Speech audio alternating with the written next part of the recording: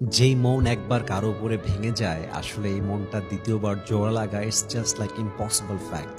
দেখেন একটা গ্লাস যখন ভেঙে যায়, কাঁচের গ্লাস, আপনি যতই জোড়া দেওয়ার ট্রাই করেন দেখবেন মাঝখানে ফাটলটা আজীবন থেকেই যায়। ঠিক তেমনভাবে মানুষের সঙ্গে যখন সম্পর্কটা ভেঙে যায়, মনটা উঠে যায়, মনটাই ভেঙে যায়, হাজার চেষ্টা করলেও সে সম্পর্কটা আর আগের অবস্থানে যায় না। হাজার চেষ্টা করলেও ওই মায়াটা আর কাজ করে না। হাজার চেষ্টা করলেও আগে যে ফিলিংসটা ছিল, আগে যে অনুভূতিটা ছিল, ওই অনুভূতিটা আর আসে না। এজন্য চেষ্টা করবেন আপনার জন্য কারো মন যেন বিনা কারণে ভেঙে না যায়। চেষ্টা করবেন ভালোবাসার জন্য, চেষ্টা করবেন আগলে রাখার জন্য।